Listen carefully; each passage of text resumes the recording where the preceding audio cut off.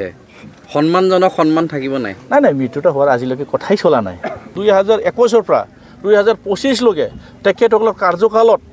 আজিৰ দিনত কিমানজন চাকৰি দিব পাৰিলে বোলে মই উত্থাপন কৰিছিলোঁ মই কুৱেশ্যন আনিছিলোঁ তেখেতসকলে প্ৰমোদ বড়ো ডাঙৰীয়া ইয়াত উত্তৰ দিছে আজিৰ দিনত তেখেতসকলক কোনো এনচাৰ দিব পৰা নাই কোনো এজনো আজিলৈকে তেখেতক এপইণ্টমেণ্ট দিব পৰা নাই চাওক আজি মই গহপুৰত আহিছোঁ গহপুৰত আহি আজি কৰাইগুৰি গাঁৱত আহিলোঁ ৰাইজৰ লগত অলপ মত বিনিময় কৰিছোঁ যথেষ্ট ৰেছপন্সটো পজিটিভ কাৰণ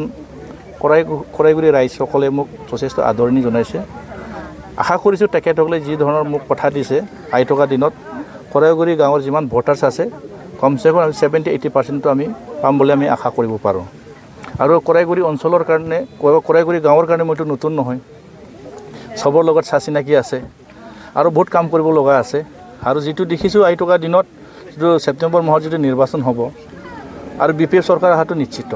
এতিয়া দেখা গৈছে বড়োভূমিত জাতি উদ্ধাৰৰ বাবে দীপেন বড়োৱে বিশেষ ভূমিকা লৈছে 15 আগষ্টত জাতীয় অভিৱৰ্তন আহ্বান জনাইছে আৰু UPPL আৰু BPFৰ মিত্ৰতা আহ্বান জনাইছে এই ক্ষেত্ৰত কি কয় এই কথাটো নিৰ্বাচনৰ বতৰ আহিছে তেখেতসকলে আহ্বান জনাইছে আমি একো নকম ইয়াৰ ওপৰত কাৰণ আমাৰ হাই কমাণ্ড আছে চেণ্ট্ৰেল কমিটি আছে সিদ্ধান্ত লোৱা হ'ব আৰু আজি ডেটত কোনো মানে একোটা হোৱাৰ কোনো ইয়াত কিবা নাই সম্ভাৱনাটো নাই কাৰণ যিটো দেখিছোঁ আজি ডেটত তেখেতসকলে কৈ আছে কাৰণ এটা ছাইডত আমি দেখি আছোঁ এটা ছাইডত মানে তেখেতসকলে আমাক আহ্বান কৰিছে একগোট হ'বৰ কাৰণে আৰু এটা ছাইডত তেখেতসকলে নিজৰ পাৰ্টিটো কেনেকুৱা ধৰণৰ মানে ক্ষমতাত আহিব পাৰে এইবিলাক কথা তেখেতসকলে প্ৰচাৰ চলাই আছে ইয়াৰ কাৰণে ইয়াৰ ওপৰত আমি এতিয়া মাত নামাতো আমাৰ হাই কমাণ্ডে সিদ্ধান্ত ল'ব আমাৰ চেণ্ট্ৰেল কমিটিৰ PMB কমিটি আছে CWC আছে জিলা কমিটি আছে সকলো এইটো সিদ্ধান্ত লৈ কি ধৰণৰ কৰা হ'ব এইটো সময়ত দেখা যাব মই আজিৰ ডেটলৈকে এইটোৱে ক'ব পাৰিম যে আজিৰ ডেটলৈকে এনেকুৱা ধৰণৰ কাৰো লগত মিত্ৰতা কাৰো লগত একতাতেই আমি এইটো যৌথভাৱে এইটো কাম কৰা কোনো ইয়াত আজিলৈকে সিদ্ধান্ত হোৱা নাই যদি মিত্ৰতা হৈ উঠে সন্মানজনক সন্মান থাকিব নাই নাই মিত্ৰতা হোৱাৰ আজিলৈকে কথাই চলা নাই যদি বোলা বস্তুৱেই নাই য'ত নেকি ইয়াত আলোচনা কৰাই নাই এইটো বিষয়টো মই কৈ কি লাভ আছে মোৰ উদ্দেশ্যটো এইটো নহয় আমাৰ উদ্দেশ্যটো হ'ল আহি থকা দিনত BPF আমি বিপুল ভোট লৈ জিতিব লাগে আৰু সংখ্যাগৰিষ্ঠতা হিচাপে চৰকাৰ গঠন কৰিব লাগে আৰু হাগ্ৰামা মহিলাৰ ডাঙৰে আমি চিফ হিচাপে আমি তেখেতক আনিব লাগে প্ৰমোদ বড়োৱে ভয় খাই পেলাই আপোনালোকক মিত্ৰতা আহ্বান জনাইছে নেকি দীপেন বড়ো হতুৱাই মিত্ৰতাৰ কথাই আজিলৈকে অহাই নাই ইয়াত মিত্ৰতাৰ কথা ইয়াত উল্লেখ কৰি লাভ নাই কাৰণ মিত্ৰতাটো কেতিয়া কৰে ক'ত হ'ব কেনেকুৱা ধৰণৰ হ'ব এইটো আমি ক'ব নোৱাৰোঁ আমি মিত্ৰতাৰ কথা চিন্তা কৰা নাই অলৰেডি আমি কেন্দ্ৰীয় কমিটি হিচাপে আমি সিদ্ধান্ত ল'লোঁ অলৰেডি 40টা সমষ্টিত BPF পাৰ্টিটো দিব 40টা সমষ্টিত 40টা সমষ্টি যদি BPF যদি পাৰ্টিটো দিয়ে তেতিয়া মিত্ৰতাৰ ক'ত কথা আহিব ইয়াৰ কাৰণে দীপেন বড়ো ডাঙৰীয়া আহ্বান কৰিছে ধন্যবাদ দিছোঁ তেখেতসকলে যিটো ভাবিছে সময়ত দেখা যাব আমাৰ লক্ষ্যটো এইটো নহয় আমাৰ লক্ষ্যটো হ'ল আমি চৰকাৰ আনিব লাগে আৰু সংখ্যাগৰিষ্ঠতা হিচাপে আমি চৰকাৰ আনিবৰ কাৰণে আমি পাৱাৰত আহিব লাগে BTC অঞ্চলৰ কাৰণে সাংবিধানিকভাৱে আমাক অধিকাৰ দিয়া আছে